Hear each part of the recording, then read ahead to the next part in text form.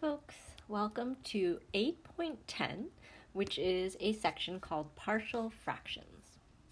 Now, partial fractions is, yes, it's towards the end of pre-calc in terms of our curriculum, but it's something that definitely comes up again. So you'll see this again in Calc 2, and if you get all the way to differential equations, you will definitely see it again in differential equations, okay? So definitely a skill to take with you, kind of like you can solve a linear equation or solve a quadratic equation. This is another tool to add to your toolbox. All right, so we're going to take a look at what our end goal is. And our end goal is to be able to use algebra to simplify questions that look like this. Negative x squared plus 2x plus 4 over x cubed minus 4x squared plus 4x. And so we're going to break this up into stages, okay? So I would say as the first stage, we're taking a look at factoring the denominator, okay? So we are going to say step 1 is factor the denominator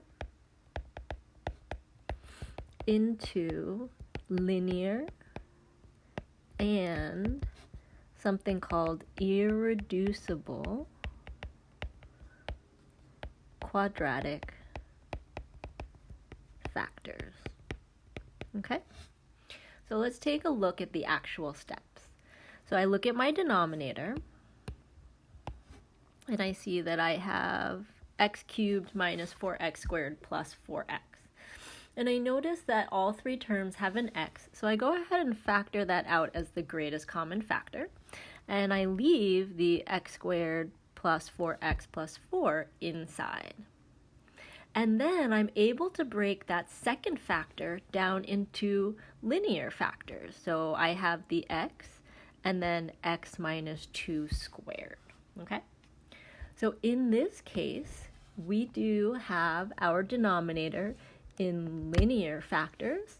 And in this case, there are no irreducible quadratic factors. So not in this case. But it's just a word, a phrase that I want us to be familiar with because we will see situations where we see something called an irreducible quadratic factor, okay? So once we factored our denominator, then what we're going to do is this next chunk right here. And so this part, the goal of this part is to split into not one fraction, but you got it, partial fractions. So we're going to split into partial fractions. We're going to find a common denominator. And we're going to set up an equation with the numerator. Okay? So we're going to split into partial fractions. Let's see what that looks like. So when we split into partial fractions, okay, what we're doing is we're turning one big fraction into 1, 2, 3 partial fractions. Now the reason we're setting it up and splitting it up into 3 fractions is because I have 3 factors in my denominator over here. And each factor, or each fraction on the top has a constant, a number. So for example, we have A and B and C, and those all stand for numbers. And our goal is to find those numbers, okay? So our second step is that we are finding a common denominator, okay? So the common denominator of x and x minus 2 and x minus 2 squared is x times x minus 2 squared, okay? So it's whatever we had here. So when we want to make a fraction into a equivalent fraction with a different denominator, we're going to multiply So for example, in this one, I have x minus 2 squared on the top. But you know what I also need is I need an x minus 2 squared on the bottom. Now this denominator looks like this denominator. Okay. Now, what do I need to multiply the second fraction by to make it equal to x times x minus 2? Well, I need to multiply by an x, and then I need to multiply by an x minus 2. And that's why on the top I have the x and the x minus 2. Now, last but not least, my c term, the denominator is missing an x, so I need to multiply by an x, and that's why I have this x up here. So all of that is to find a common denominator. And once we've found a common denominator, we can go ahead and set up an equation with our numerator. And so that's where this line comes from. I just take the numerator of both sides and I set it equal to each other. Now from there, I'm going to go ahead and simplify a little bit. So these 3 steps are just simplifying. Okay? So I take this, I FOIL it out, I get that. I take this x, I distribute it, and I get that. And there's not much to do with the c. And then I distribute everything, and that's how I get that last line down there. Okay, so the third step is this chunk right here. And that third step is we're going to use a system of equations to solve for our unknowns. Okay? So what are our unknowns? Well, we need to find A and B and C.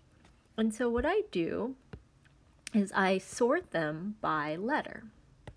So for example, I make one equation with all of the x squared. So negative x squared equals ax squared plus bx squared.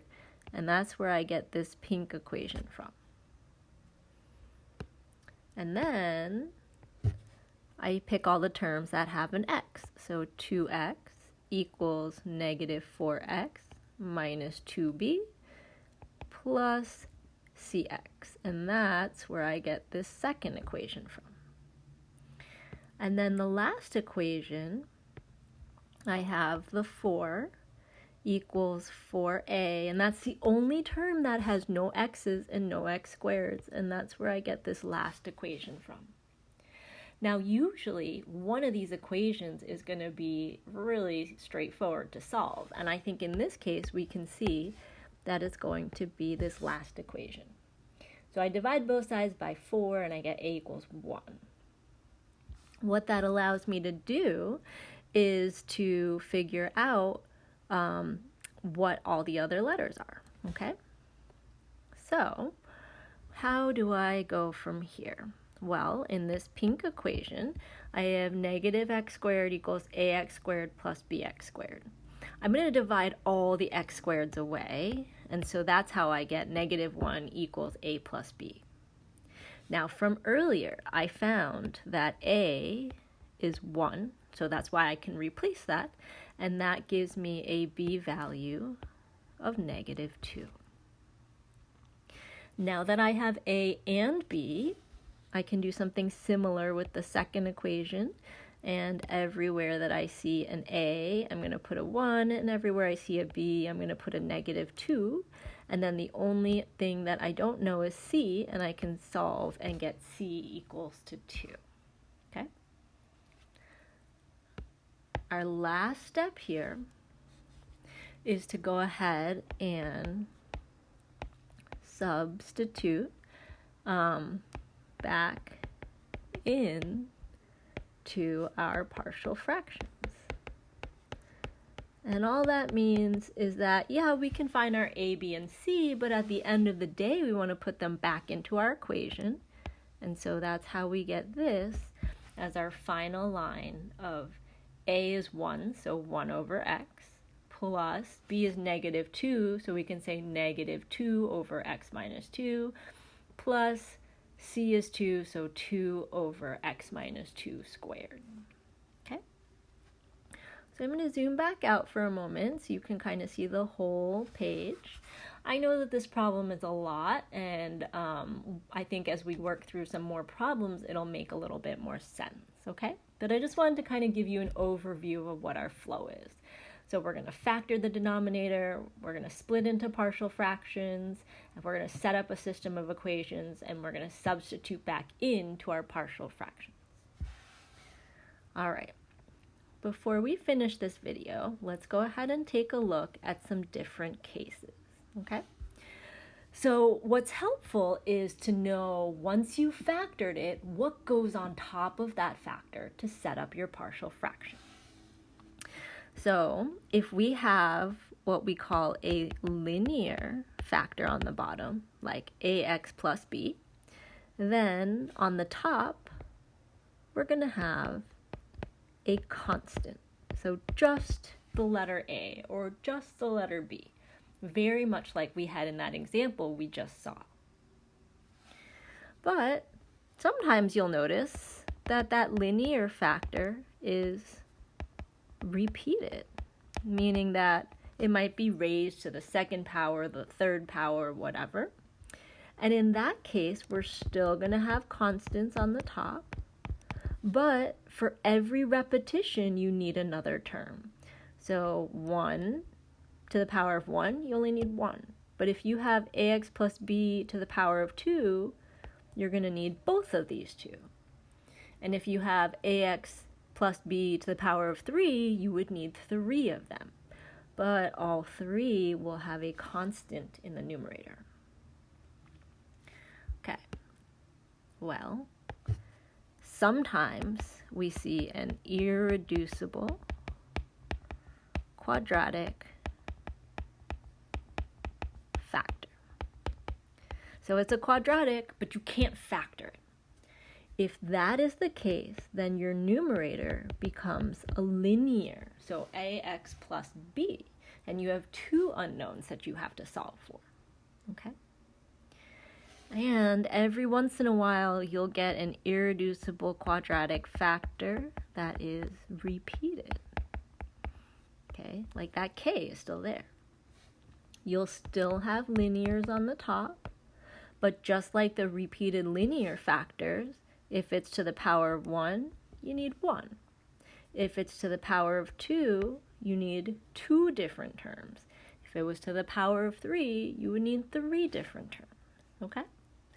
So this video has really just been an overview, but in the next video, we're going to start practicing a bunch of different problems and hopefully be able to make this all make a little bit more sense. All right, I'll see you back here.